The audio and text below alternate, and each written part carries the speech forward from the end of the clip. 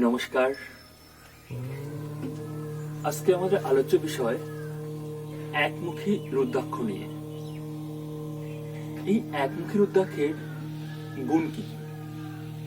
একমুখী রুদ্রাক্ষে ধারণ করার সঙ্গে সঙ্গে মানুষের জীবনে এক আমূল পরিবর্তন ঘটে। যারা ধরুন চাকরি করছে, যারা ব্যবসা করছে, যারা পড়াশোনা করছে, তাদের জন্য একমুখী রুদ্রাক্ষ খুবই দরকার। বারবার চাকরি জীবনে প্রমোশনে আটকে যাচ্ছে, বারবার পড়াশোনাতে তাদের বেরিয়ার সৃষ্টি হচ্ছে।